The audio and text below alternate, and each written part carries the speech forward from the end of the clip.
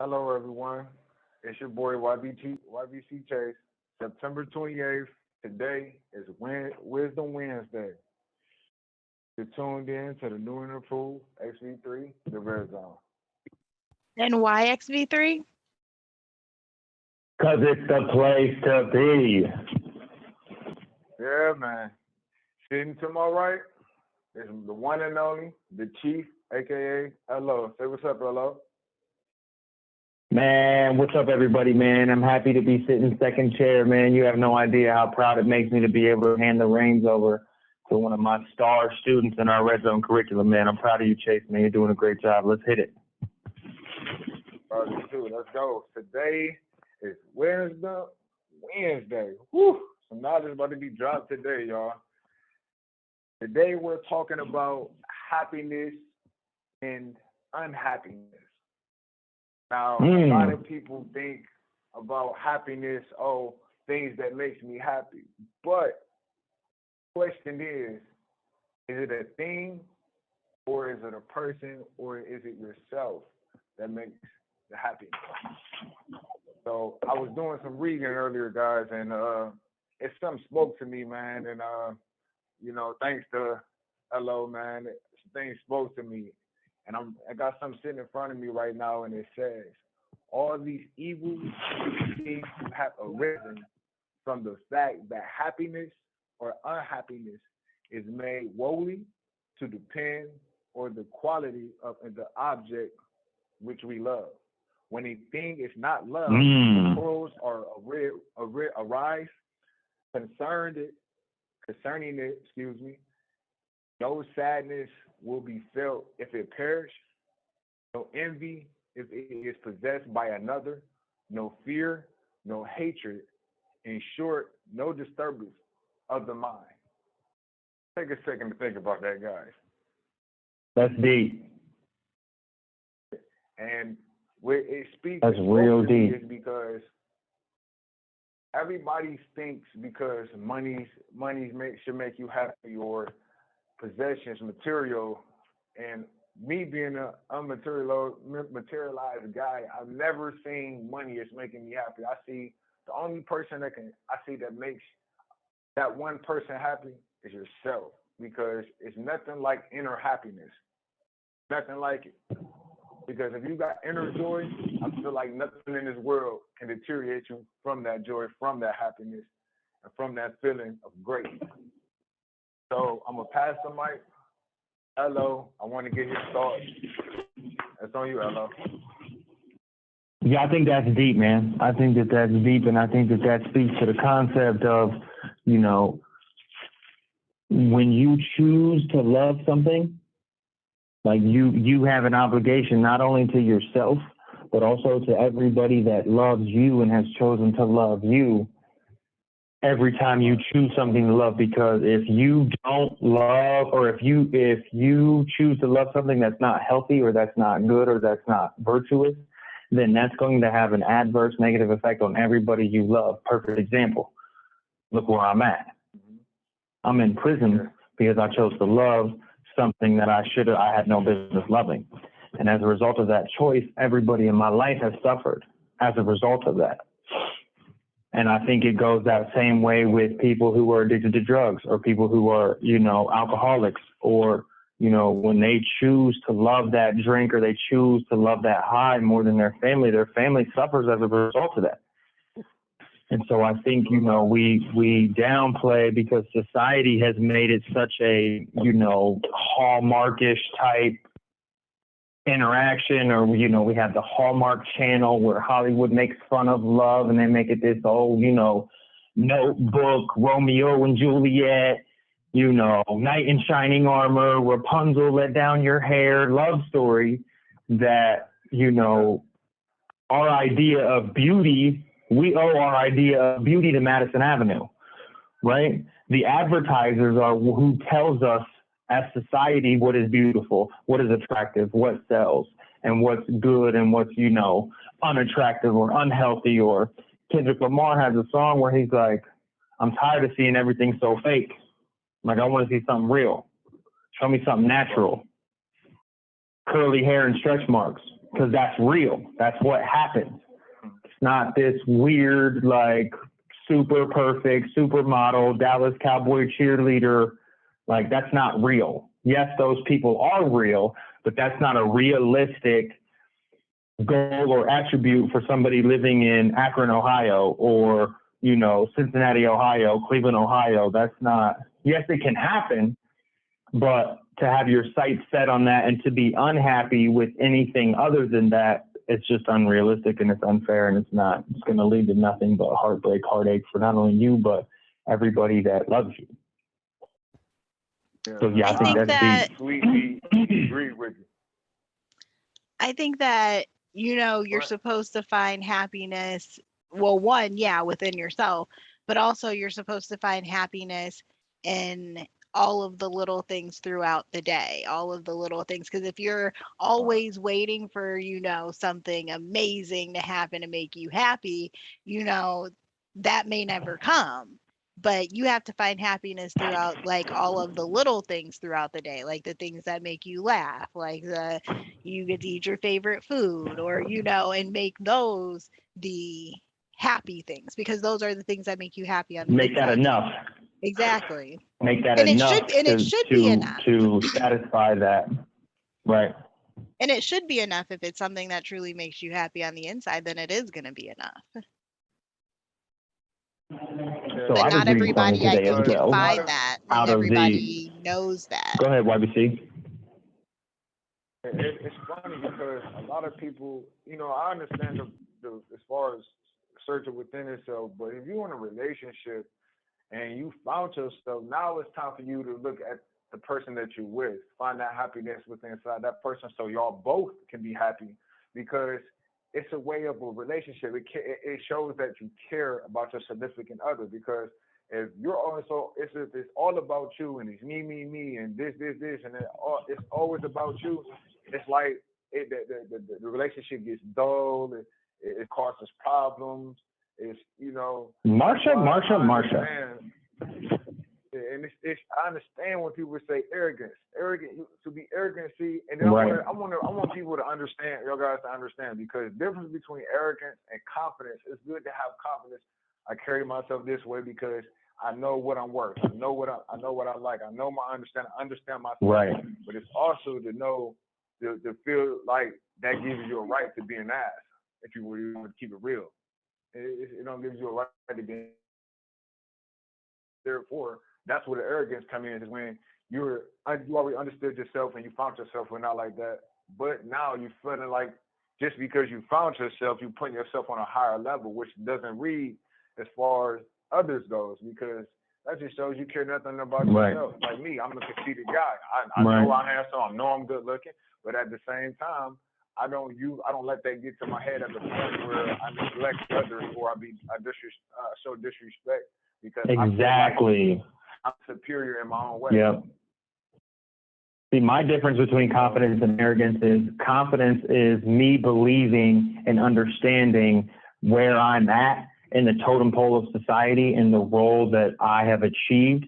Arrogance is pointing out people that I'm better than, right? If I have to point out that I'm better than you, that's arrogance. If I walk in the position of me knowing that I am who I am and the chips fall where they may, that's different than me having to point out, like, oh, well, obviously I'm more handsome than him, or obviously I'm smarter than him. Like, that's arrogance. But confidence is walking in and giving the right answer, speaking up at you know, in a public setting or in a public forum with confidence to say that I know that that's the right answer. I know that I have the right answer, not because I'm smarter, but because I've put in the work, I've put in the time, I understand, I've done the work.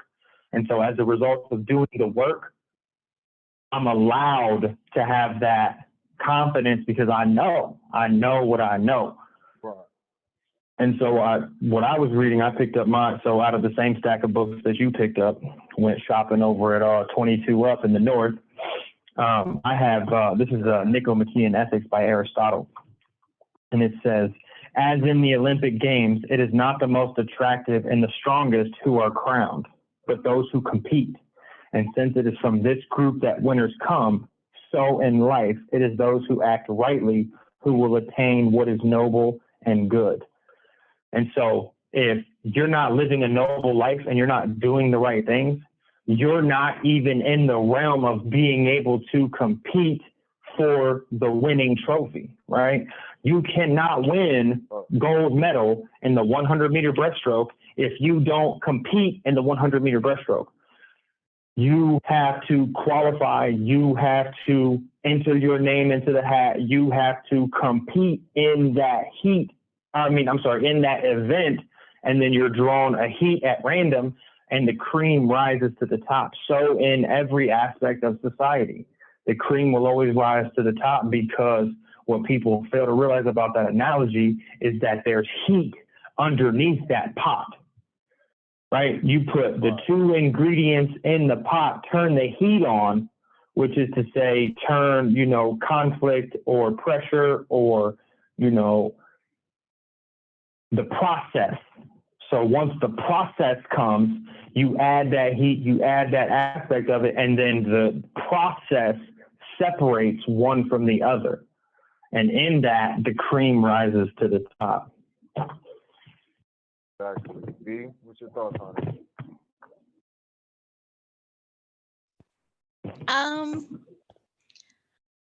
I kind of just said my thoughts, I think, on happiness, really. And I mean, I think obviously happiness and love, they're kind of intertwined.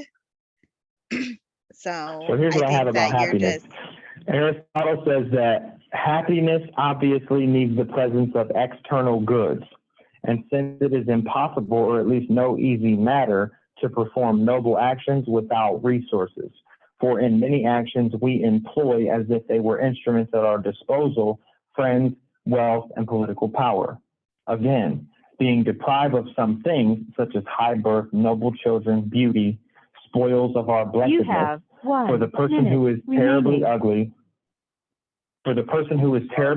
You have 1 minute remaining. Or solitary and childless is not really the sort to be happy, but still less perhaps if he has children or friends who are thoroughly bad or good, but dead. So we're going to talk about that when we come back. Take us out, Chase. So, guys, it's time for us to take a break. We'll be right back with XV3, the Red Zone, to be continued.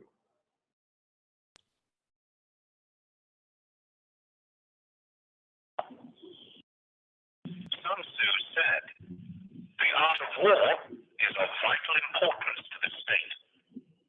It is a matter of life and death, a road either to safety or to ruin." Now, if you guys don't know who Sun Tzu is, you shouldn't be listening to the Red Zone. We're back, everybody. It's your boy, YBC Chase. Got the Chief, hello, and the Mighty B, Bumblebee. Yo, yo. I know who Sun Tzu is. That's all I got to say. You better know. Everybody, this is Wednesday, and we're back on schedule. So, guys, what we've been thinking since the break, man? What's been everybody's thought process since the break, man? How is this sinking in?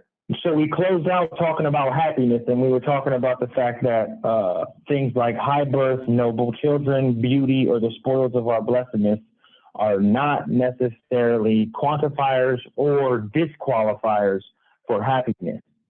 And so the answer to our question about happiness is also manifest from our account of happiness. And since we said that it was a certain kind of activity of the soul in accordance with virtue and of other goods, some are necessary conditions of happiness, and others are naturally helpful to serve as useful means to it. So tell me a little bit about necessary conditions, what you think are some necessary conditions, and then give me an example of some things that you feel serve as useful means to achieving happiness. I'll go ahead and start. So for instance, money serves as a useful means to achieve happiness. However, it is not a condition of happiness. You don't have to have money to be happy. However, having money makes it easier to be happy. Things like companionship, camaraderie, friendship with both friends and also a lover, those are conditions of happiness, right? Without that, you won't be happy because human beings naturally are a social creature, right? We're not designed to be by ourselves. We're not designed to be loners or, we're a tribal nomadic society or species. So give me an example, Chase. What do you think? Conditions, things that are helpful to serve, and then necessary conditions. Helpful, necessary. I think love is necessary because love, you cannot have happiness without love. That's like the main ingredient of a dish. You have to have that. It's impossible without it. Now, so if happiness were bread, love would be the flour? Love would be the flour. It's impossible to not be happy and not have love, because everybody at one point in time, no matter how many times you've been hurt, no matter what things you've been, traumatic experiences that you go through, it's always there. Because that's a natural feeling that us as human beings, we have to have in order for us to feel some type of greatness or some type of connection between others. Validity. That comes from within ourselves. Gotta have it, man. It is. But I feel like as far as things go, just like you said with money, I feel like success is a big thing. Yeah, success is a big helpful thing because, and it relates to money because money is that's number one because of the fact that money gives a long way. Nice dinners, going places. What about safety? Where do you think safety falls in? Because my number one would be safety. I would say you wouldn't be able to be happy unless you have a safe place, a safe home or a safe shelter. If you're not safe, if you don't have that home base or you don't have that place where you can, let your hair down or, take your shoes off and be comfortable, you're never going to be able to be happy because you're always going to be anxious. You're going to always be on guard, or you're always going to be, nervous or. Yeah, absolutely. Safety is a big thing, and I'm gonna tell you why. Because safety it's really a big thing because you could talk about physical, you could talk about emotional, spiritual. It doesn't matter. Right. Those places, it's there for you because that safety, man. It's like, man, to feel unsecure. It's and we all deal with it, insecurity, man. It's one of the biggest things that I feel like we have to have in order to function, is because you don't want to have to keep worrying about, or is this gonna happen, or when this gonna happen? Always expecting the worst. It's because, you know what I'm saying? You expect the worst all the time. You have no good for the good expectations, though. You can't worry about the good things. You're always worrying about the bad things, and so it derails. Right, or waiting on the bad things to happen. Right, you can't even enjoy the good things if you're waiting on the bad things to happen. That's a good point. Right. I'm so proud of you. It's impossible to get to your final destination. Get a round of applause for YBC Chase. Appreciate it, guys. Appreciate it. Much love. And so, Portia, give me an example of a condition, something that you feel like is necessary to happiness, and something that you feel it just helps it. I think yours would probably be like music. Music is something that helps make you happy, but without 100%. something that you, a condition of your music is something that you need to feel happy, right? Because you relate to it so good. But I think that something that you would feel is necessary would probably be loyalty. Loyalty is a big thing. You can't be happy without, I'm not going to say loyalty, I'm going to say a matched commitment, right? If you commit something to somebody, in order for you to truly be happy in the commitment that you've made, they have to at least be willing to return that same commitment. And I think that goes for anybody. If you commit to an employer 80 hours a week, then you expect for your employer to commit that same amount of the profits or that same amount of their money back to you for your time. And if they don't hold up their end of the bargain, it's going to be impossible to be happy.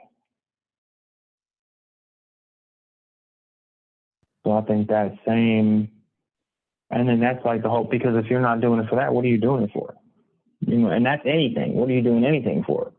The motivation behind it, especially if it's means to an end, right? The ends justify the means, right? The end of the paycheck justifies all that hard work. But if there's no paycheck at the end waiting for you, then I'm not going to flip burgers for my health. I'm not going to flip burgers 80 hours a week as a donation. But now, I apologize. in Islam, they have a I was concept. eating, but some That's people. fine. I understand. I took care of it. Yeah, no, I took care of it. I covered you. That's probably something you could say you need to be happy too, with somebody to have your back, right? Somebody to be able to pick up the slack for you when you drop the ball. Absolutely. Having somebody there to seamlessly pick up, yeah, for sure. Right. So Somebody who just knows when you need that slack picked up. Exactly. Right. Yeah, 100%. You didn't even have to point it out. You could have just took the credit and just moved on. We didn't even have to point out the fact that you don't care about us. But that's all right. Thanks for pointing it out, and we're better people because of it. So, I'm usually on mute. Right. Headphones on and microphone on mute. How could we forget? Well, you always welcome to be a part of the chat. We always like.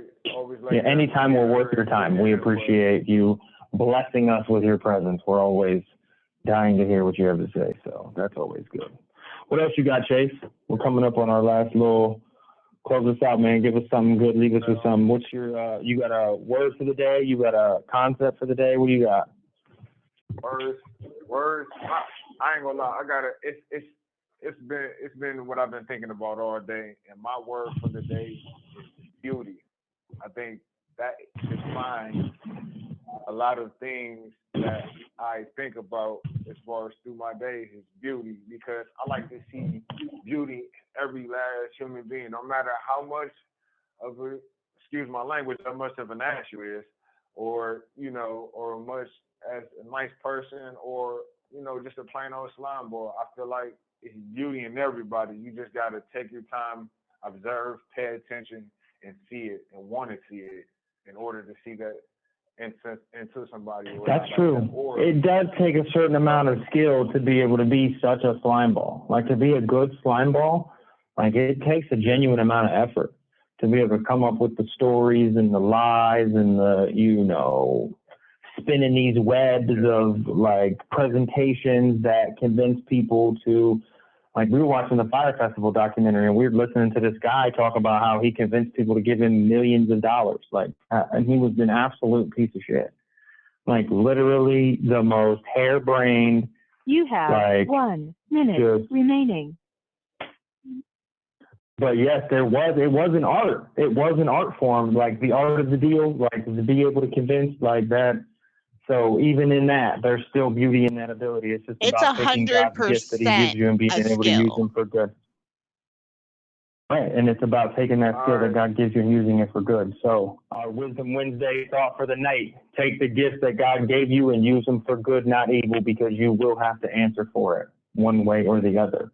That wraps it up for Wednesday. See you all on Friday for Floyd Friday, man. Oh, Fridays. We got Floyd Fridays coming up, man. Y'all be good. We love you. XV3, the red zone. Index finger on top of your middle. Hold your ring finger down with your thumb and stick your pinky out on some player shit. And do what? Salute your haters, man, because without them, who would we do it for? Well, we did. We love y'all, man. So, YBC Chase, I'm proud of you, bro. That was your first show. How you feel?